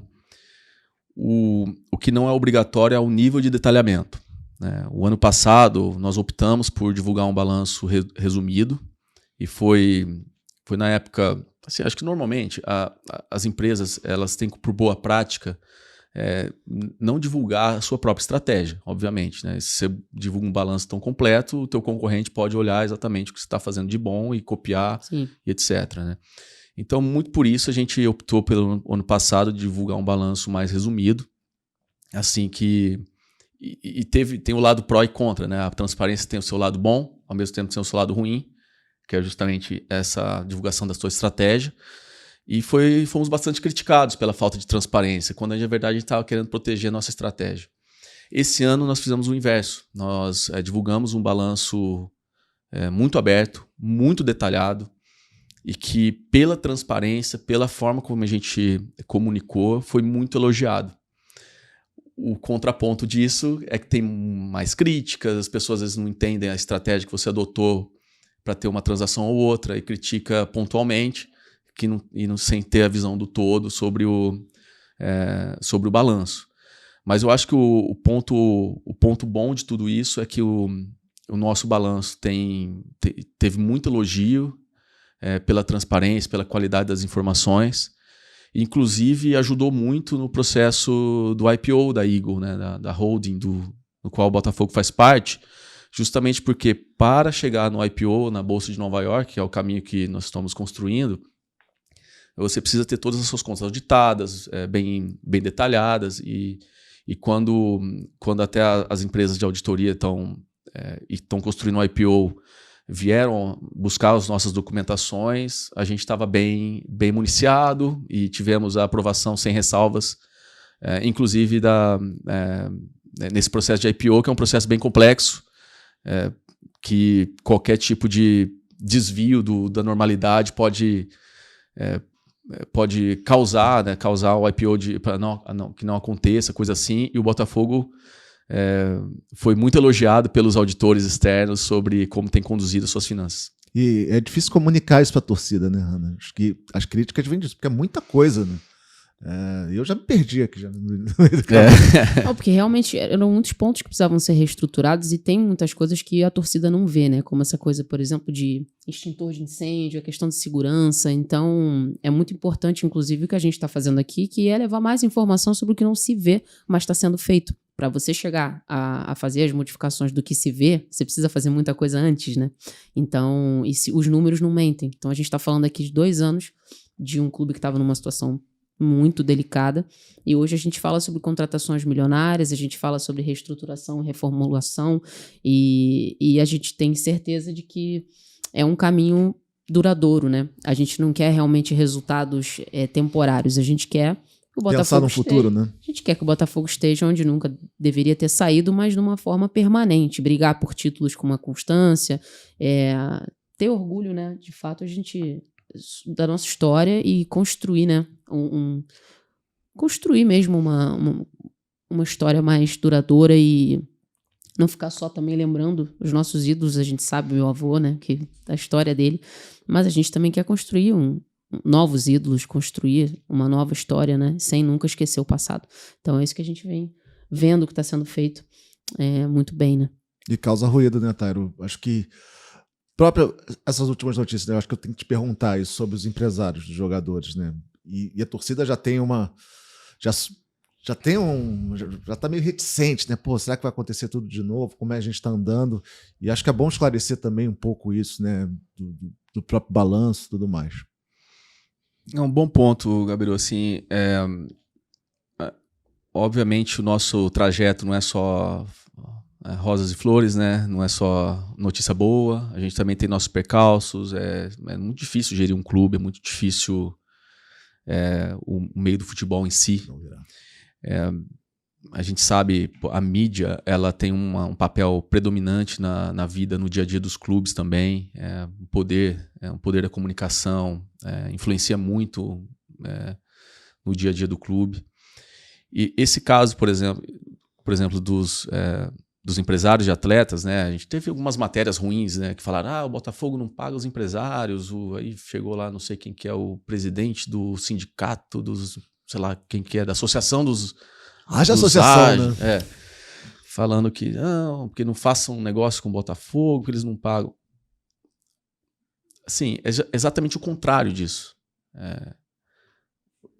A gente tem, eu fiz um levantamento semana passada, inclusive, a gente tinha até hoje, no começo da SAF, 38 milhões de reais em luvas, né, para empresários, né, 38 milhões de reais de pagamento.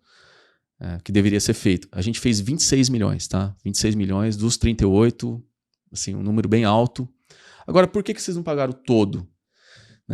Porque tem que pagar tudo, né? Você está devendo, né? Assim, justamente porque a gente tem alguns desentendimentos de valores com alguns empresários, tem alguns desentendimentos a gente não reconhece 100% daquele passivo, a gente tem alguns problemas, às vezes, com um ou outro empresário que... enfim, atuou contra a nossa instituição. Então, esses são os casos que a gente leva para um nível de discussão, inclusive tentando equalizar esses números de uma forma que faça sentido para o clube. E são justamente esses os empresários que levam à tona o problema e falam como se fosse generalizado o problema, né? E não é assim, às vezes, justamente alguns que trabalham contra o clube, trabalham contra o clube também na imprensa, trabalham contra o clube prejudicando negociações e muitas vezes ainda vem cobrar valores que a gente nem reconhece que existem, né? Então, é um pouco disso que o cenário da questão dos empresários. Pagamos bem, pagamos corretamente, a grande maioria, dos 38 milhões já quitamos 26 milhões desde o início. São esse restante que às vezes tem controvérsia, que a gente tem trabalhado da forma ideal para o clube. Sensacional. Que vale a pena dar uma conversada sobre isso, até porque é um medo do torcedor, né? A gente sempre está reticente quando saem notícias como essa, mas está mais do que explicado, né, Hannah? Com certeza, estamos aqui com o homem para explicar tudo. E agora eu queria também falar sobre o assunto que está em tona, né? Que é o jogo contra o Grêmio, né? Renato Gaúcho dando entrevista, elogiando o clube. O Botafogo foi a favor da paralisação do campeonato, né? Foi numa reunião. Queria que você falasse um pouquinho sobre isso, sobre o mando de campo mesmo contra o Grêmio, né? Mando neutro, né? Sim, eu acho que é um dever ético, civil, moral, olharmos com carinho para a situação no Rio Grande do Sul. Desde o início do problema, eu tenho falado bastante com o presidente do Grêmio, o Alberto Guerra. Assim, a situação deles é tragédia absoluta. As pessoas não entendem, não sabem o que eles estão passando. Eu sei um pouquinho, porque ele me contou mais detalhes, mas somente eles sabem de fato o que passam. O Inter, ele perdeu o centro de treinamento todo. O CT do Inter está arrasado, está destruído, mas não perdeu o estádio. O estádio do Inter está voltando a ter condições de uso. O Grêmio foi o contrário. O Grêmio preservou o seu CT, conseguiu, e o estádio está arrasado. Os funcionários desses dois clubes, principalmente, tem o Juventude também, mas teve menos problemas em Caxias do que em Porto Alegre. Os funcionários desses clubes perderam tudo. perderam familiares, perderam casa. Como que você consegue dar um treino se você não tem o roupeiro, se você não tem o porteiro, se você não tem estrutura psicológica, se você não tem equipamento? O presidente do Fluminense, o Mário Bittencourt, falou muito bem na reunião que tivemos na CBF. Ele viu o presidente do Inter sair com uma bolsa de bolas, porque não tinha bola para treinar. Quando eu falei com o Grêmio, eu falei, Grêmio, Guerra, como que os clubes podem te ajudar? E a primeira resposta foi, a gente precisa paralisar o campeonato, porque não não temos condições, não temos mentalidade, os jogadores não estão... Os jogadores estavam, muitas vezes, pedindo para sair do clube. Como que ele ia treinar? Você não quer nem estar ali naquela situação de caos. Ou seja, a gente precisava dar um tempo para eles poderem respirar. Então fomos a favor, fomos uma das lideranças que brigou por isso. Tá? O segundo ponto que os clubes gaúchos trouxeram, isso foi na reunião da CBF, teve uma reunião extraordinária no dia 27, se eu não me engano. Eles trouxeram esse pedido. Falaram, olha, nós não temos a nossa casa. Eles provavelmente vão jogar em Porto Alegre de novo daqui em setembro ou outubro, na melhor das hipóteses. É a melhor das hipóteses. Isso. Então eles vão praticamente jogar todos os jogos do campeonato fora de casa. E o Guerra mesmo trouxe esse elemento. Falou, olha, normalmente os clubes, mesmo que estão lá no top 4, né, nos primeiros colocados, tem um desempenho bem ruim fora de casa. É normal, né? Você tem um desempenho melhor em casa do que fora de casa. E eles fizeram esse pedido na CBF para aqueles clubes que pudessem ajudar fazendo esse campo neutro, justamente para minimizar o problema da competição, né? Porra, não é culpa do Grêmio, do Inter, nem de ninguém que aconteceu. Claro. Mas podemos sim tornar o campeonato um pouco mais humanizado, um pouco mais justo para esses dois clubes, principalmente. E o jogo contra o Botafogo era um dos primeiros, né? Logo após esse problema e logo após a paralisação. E eu lembro bem na reunião na CBF, vários presidentes de clubes falando, lamentando a situação, coloco o meu CT à disposição, meu estádio, tal. Mas na hora do vamos ver... Quando sai de foco, as coisas vão... Né? Mas na hora do vamos ver, na hora que você recebe a ligação do presidente do Grêmio, do Inter, pedindo a tua ajuda, é essa hora que a gente separa os homens dos meninos. Exato. É fácil falar, é fácil dizer, estou conta com vocês, comigo, conta né? comigo. Na hora que você recebe a ligação, quero ver a tua resposta, é sim ou não? Entendeu? E o Botafogo, ele vai sempre trabalhar no caminho da ética, da moral, e a gente entende que isso tem um ganho de longo prazo. Tá? Primeiro, porque isso é o certo, ponto final. A gente faz o certo, ponto final. Segundo, daqui a pouco, assim como o Renato Gaúcho gentilmente lembrou da gente, daqui a 1, 2, 3 anos, essa ponte está construída com o Grêmio, com o Inter, com o Juventude. Daqui a pouco é nós que precisamos deles. Que seja em outra esfera, que seja um atleta, que seja um voto conjunto em algum tema específico. Daqui a pouco é nós que precisamos deles. E construir pontes faz parte do trabalho institucional das organizações. Temos que construir pontes com mais clubes, mais entidades possíveis, que daqui essas pontes elas tornam caminhos, elas tornam negócios, elas devolvem de uma certa forma para a instituição o resultado esperado. Mas como eu disse, nós fazemos o que é correto. O que moralmente é correto. Nós tentamos trocar o mando com o Grêmio, ou seja, jogar o primeiro jogo, o mando é deles, né? O primeiro jogo sendo o mando nosso e o segundo deles. Isso não foi possível porque tivemos aqui vai ter show, né, agora do Nath Roots. Não foi possível trocar o mando. Tentamos levar o Maracanã, não foi possível. A gente até compreendeu as explicações.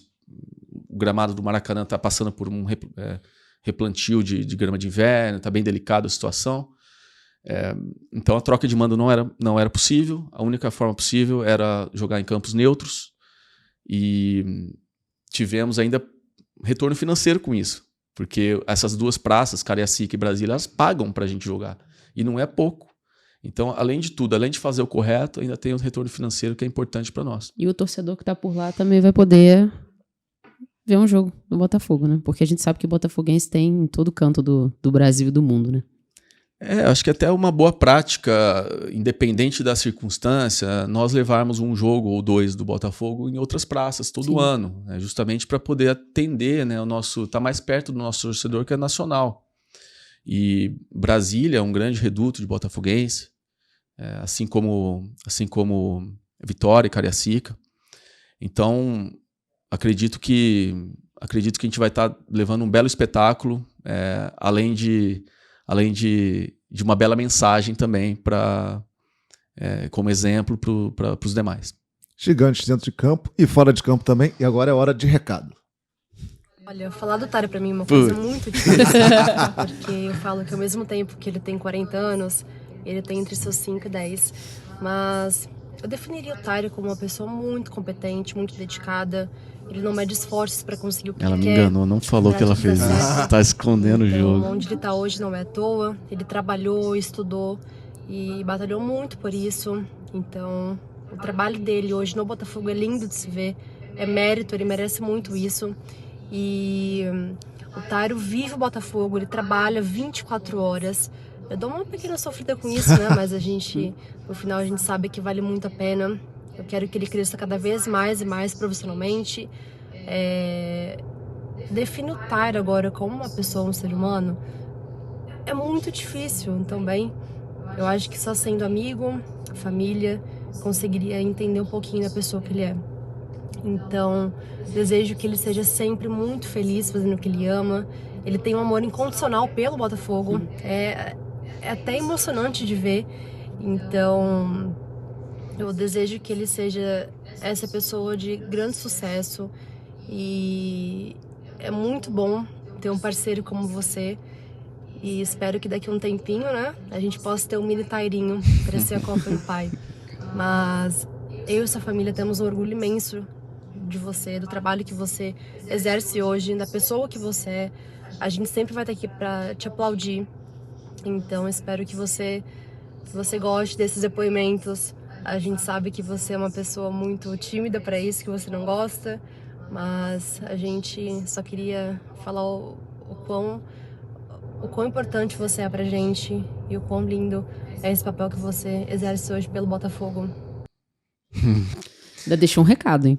Deixou direto. Um recado ali do mini Tairinho. Quem sabe um dia, eu tô ficando velho já, tá na hora. Mas, poxa, essa é minha companheira, a Larissa.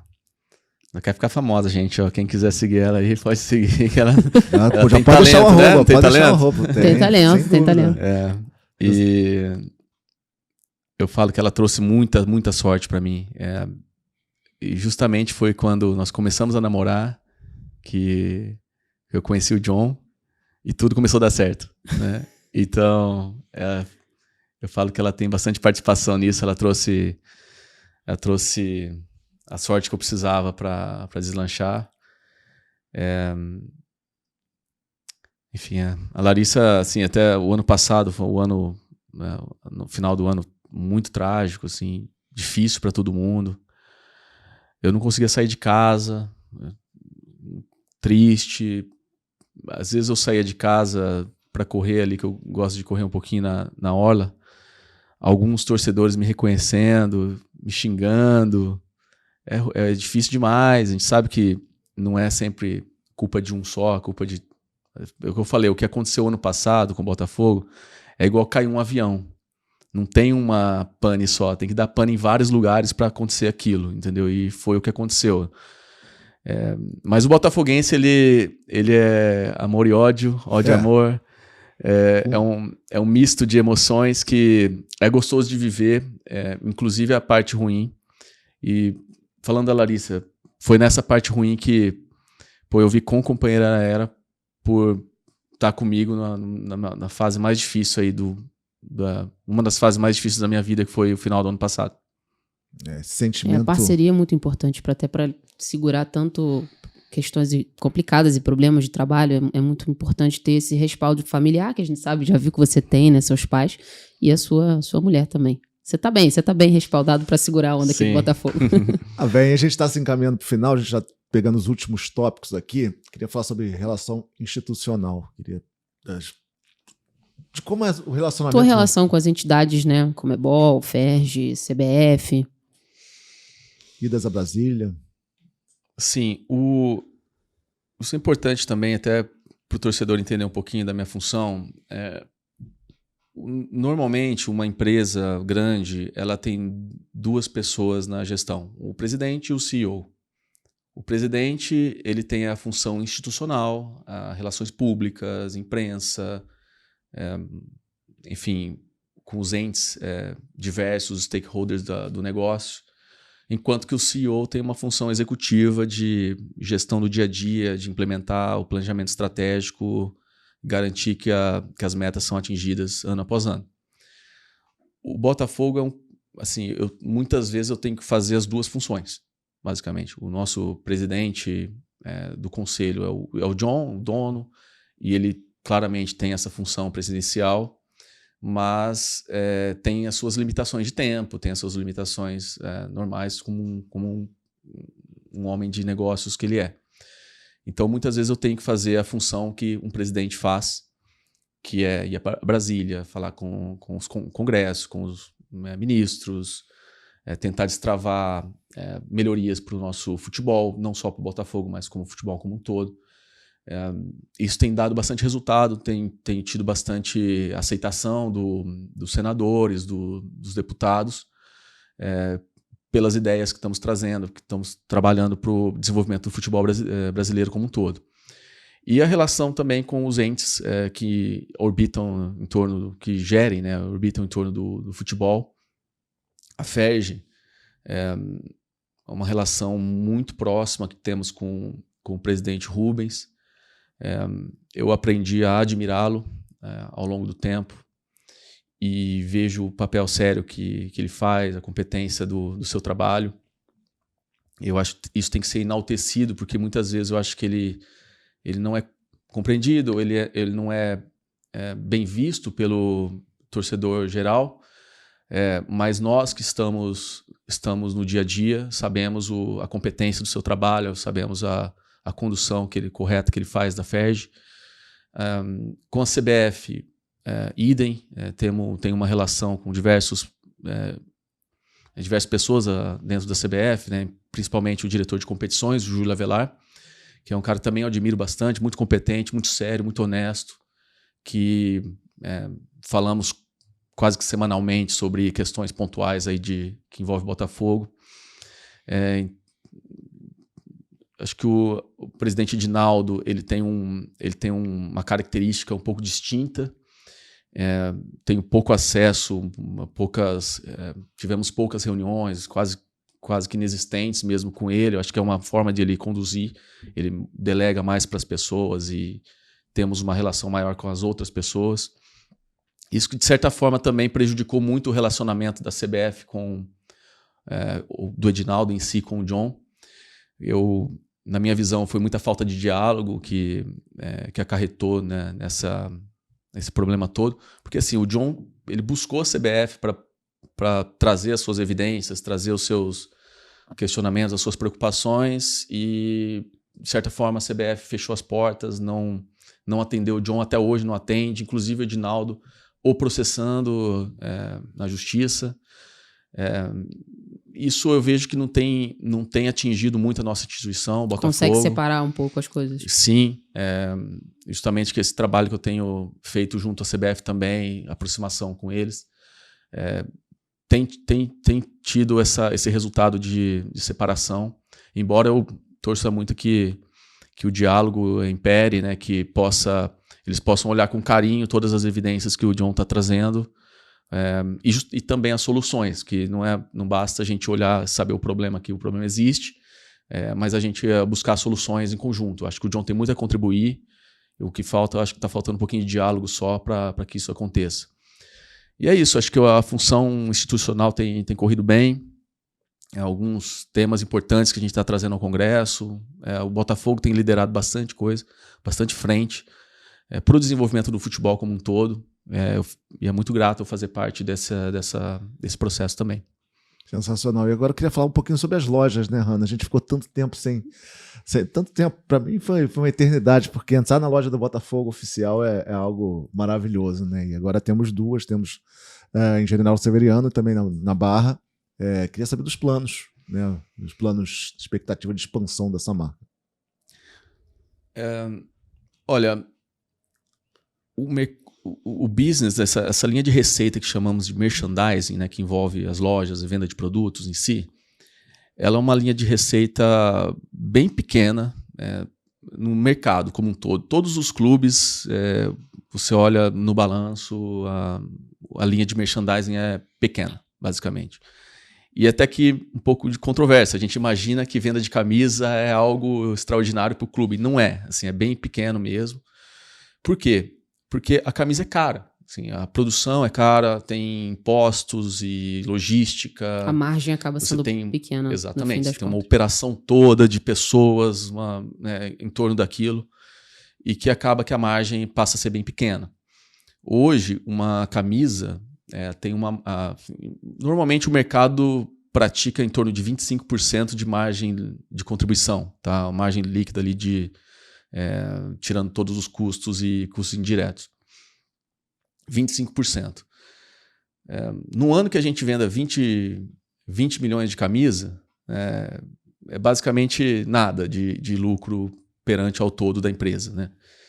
Então, o que a gente tem feito, né? A gente tem pensado um pouco diferente dos clubes, tá? Tentando maximizar os resultados que a gente tem com a linha de merchandising. E, basicamente, o mercado todo pratica uma forma, que é terceirizar. Já que é pequeno, eu vou terceirizar esse negócio, para não ter dor de cabeça. Basicamente essa é a forma que os clubes gerem. E como contrapartida, né, você tem lá 30 franquias, 50 lojas, e você recebe um royalties, né? O clube recebe um royalties por cada venda. Que como a margem é 25%, o royalties não pode ser muito grande. Claro. Porque senão o dono da franquia não tem lucro. Então, normalmente o royalties é 8%, 10%, não passa disso. E o que nós vimos foi o seguinte, olha, vamos desenvolver aqui um know-how dentro de casa para poder capturar os 25%. Não deixar 15% para ninguém. Então, vamos capturar. Assim a gente controla também a qualidade, controla o atendimento ao torcedor e garante que a gente consiga ter um produto final em experiência de qualidade. E nisso tem um outro ponto importante. Qual é o número de lojas ideais que o Botafogo tem que ter? Em quais praças? Então, o que a gente chegou numa conclusão, né? A gente olhou bastante o conceito da Apple. A Apple tem uma loja em Nova York. Tem uma loja em Miami. Não precisa de mais. Por quê? Porque quem quer comprar um iPhone não vai comprar o Samsung. É um produto insubstituível. Então, a pessoa vai até a loja. Que é uma loja conceito, uma loja importante, imponente. A pessoa vai até a loja, porque ela quer comprar aquilo. Mas eu não quero ir até a loja. Pode comprar online. Claro. Entrega na tua casa. Então, nós entendemos que a indústria do futebol como um todo, qualquer clube, ela tem essa peculiaridade do produto ser insubstituível. Quem quer comprar uma camisa do Botafogo não vai comprar do Flamengo. Sim. Quer do Botafogo. Portanto, ele vai até você, o cliente. Quando a gente abre uma série de lojas, o que a gente está fazendo, na verdade, muitas vezes, é canibalizando a venda de uma loja para outra. Então, se eu vou vender, vamos dizer que o meu potencial dessa região seja vender 5 milhões de reais por mês. Se eu tiver uma loja, eu vou vender 5 milhões. Se eu tiver duas, eu vou vender 5 milhões. Se eu tiver 3, eu vou vender 5 milhões. Só que vai dividir a venda entre elas. É basicamente uma lógica da canibalização que a gente pensa que é por isso que a Apple não tem muitas lojas também. Então, o nosso foco foi abrir essas duas lojas, construir o know-how, que é importante que o torcedor saiba disso, que a gente não tinha o know-how de gerir uma loja. Então, a gente construiu esse know-how, e tem uma loja online que seja efetiva, que entregue no prazo, que cumpra, para poder entregar para o resto do Brasil. E a gente sabe internamente que a gente vai precisar de mais uma loja no Rio de Janeiro. Tá? A gente ainda está definindo a região, justamente para que essas 3 lojas captem a demanda toda da região, do estado, da cidade do Rio de Janeiro. Enquanto, como torcedor botafoguense, ele está em todo lugar, como que a gente atende, né? Planeja atender o torcedor e como estamos atendendo o torcedor Brasil afora. A gente faz parcerias, né? A gente tem uma relação com algumas lojas físicas, por exemplo, a Centauro. Então, hoje é possível encontrar a camisa do Botafogo dentro da Centauro. E aí a Centauro tem 300 lojas no Brasil. Então, eu não preciso necessariamente abrir uma loja para poder ofertar a camisa do Botafogo em uma região... A própria Reebok em São Paulo, né, é assustador que tem... A Júlia teve lá, né?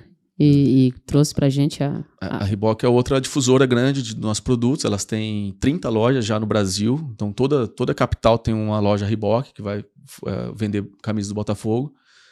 E uma segunda linha agora que a gente está trabalhando muito é a linha de licenciamento. Então, recentemente, lançamos a linha Praia, né? Já tem tido um maior sucesso, até estava falando aqui internamente. O pessoal tem consumido bastante mesmo essa linha, bem legal. Temos lançamentos distintos, tivemos uma linha mais street, temos a linha Praia, vamos ter uma linha Baby, já temos produtos Baby, mas vamos ter bastante produto nesse sentido. E vamos buscar também uma linha Fitness, né? Daqui a pouco a gente está buscando ter um pouco de gama de produtos diferentes com a marca Botafogo e disponibilizar isso nos nossos canais de venda. Um último assunto sobre relação ao merchandising é que vamos estrear esse ano o conceito de vending machine. Aquelas máquinas, né, que você passa o cartão e escolhe o produto. A gente vai testar esse modelo também para poder ter mais pontos de venda dentro da cidade do Rio de Janeiro, aeroporto, até o próprio estádio, né? Aqui dentro do estádio tem essas vending machines que para atender o torcedor, prover um pouquinho mais de facilidade para ele. Legal demais. Antes do último tópico, eu tenho mais um recadinho para você aqui. Mini recado, na verdade. Oi, titio. Eu te amo muito. Oi, titio. Manda um beijo. Tio. Beijo, tio. Eu te amo. Ei, menina. Que linda. Minha primeira sobrinha. Filha da minha irmã. Sensacional, né? Um amorzinho.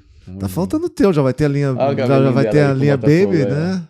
Todo mundo tá vestido, já tá pedindo um tairinho já também. Família representou legal, todo mundo veio de Botafogo. Muito bacana. Razinha. Lindaça. Pô, que legal. Esse lacinho tá maravilhoso. E agora a gente vai chegar no último, né, Hannah? Chegamos agora. Você citou o IPO. Eu queria que você falasse um pouco sobre a Eagle abrindo capital na Bolsa de Nova York. O que isso pode ajudar o Botafogo, né? Isso pode ser benéfico para o Botafogo também. Perfeito. Acho que o IPO tem 2 objetivos básicos de uma empresa que abre o capital. O primeiro é gerar liquidez para os seus investidores. O segundo é a captação de recursos. Tá? É muito mais ágil você captar investidor de equity se você abre o capital, porque aí você pulveriza isso e tem uma liquidez enorme. E isso tem vários benefícios para o Botafogo. Primeiro, caixa. Né? A gente tem uma capacidade, a Eagle vai ter uma capacidade de investimento bem maior dentro do Botafogo. Então, todo o plano de investimento que o John fez, né, no acordo de acionistas, na compra, aqueles 400 milhões, aquilo ali é o mínimo. Né? O mínimo, vou deixar claro, é o mínimo, contratualmente falando, de que ele vai aportar no clube.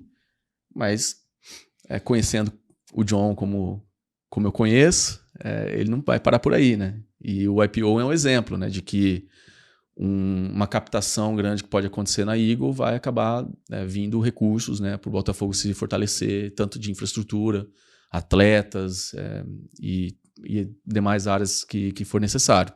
Então, esse é um benefício importante. O segundo é a liquidez. O que é a liquidez? Vou dar um exemplo do Cruzeiro. O Ronaldo comprou o clube, investiu tempo, investiu dinheiro e a gente sabe como o clube de futebol é inerente da indústria. Normalmente, usualmente, não é uma indústria que gera dividendo. Tá? O clube de futebol não tem lucro, basicamente. Você normalmente cresce em estatura, cresce em tamanho, mas não gera lucratividade anual. Isso é assim no mundo inteiro, basicamente. E como que o Ronaldo iria recuperar o investimento dele ou ter o lucro dele sobre o bom trabalho que ele fez? Vendendo o clube, né? Então foi a venda é o evento de liquidez que gerou retorno para o Ronaldo. No Botafogo, o John não precisa, com o IPO, ele não precisa vender o Botafogo, por exemplo, para ter o seu retorno financeiro, porque a abertura de capital já provê a liquidez para ele.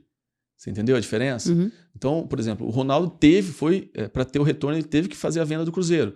Já o John, para ter um retorno dele, por exemplo, ele não precisa vender o Botafogo. Ele continua tendo o Botafogo no portfólio, os demais clubes. Se ele quiser ter a liquidez, ele usa o IPO, usa o mercado de ações para isso. Então isso é um benefício importante, dá muito mais previsibilidade, sustentabilidade, visão de longo prazo, tranquilidade de trabalho, tranquilidade para o torcedor, de ter uma continuidade da gestão, de ter uma evolução. Isso é muito importante, porque às vezes existe também, né? Umas especulações existem, sempre vão existir, né? Será que em qualquer momento o John vai vender o clube? E isso traz uma certa segurança sobre um trabalho realmente feito a longo prazo, de que não vai ser necessário fazer.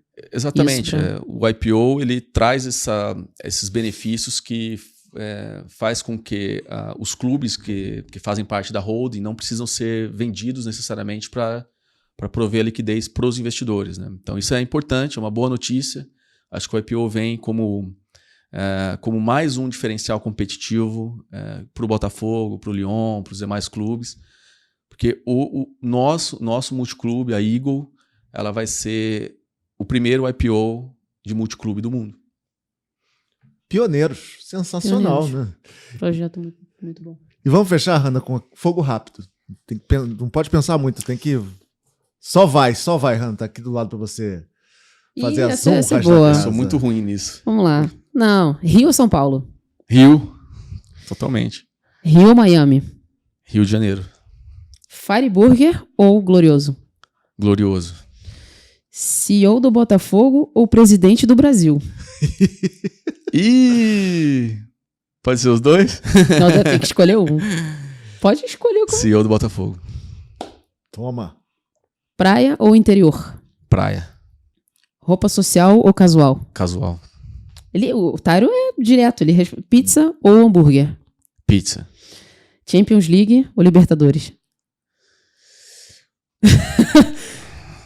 Vou experimentar Libertadores agora. Gostei da resposta. Né? Boa. Filme ou série? Filme. Cerveja ou gin? Gin. Pô, eu acho que eu sou o único que vem do interior e não gosto, eu prefiro não ir pra praia. Vamos experimentar Libertadores esse ano, Tyron. Por favor. Vamos ter esse gostinho. Já estamos experimentando e já estamos indo bem. Tá indo bem. Eu queria agradecer a sua presença, foi muito importante pra gente, pra torcida do Botafogo te ouvir, né? Tem muita coisa pra gente saber, mas a caminhada tá sendo maravilhosa, tá sendo...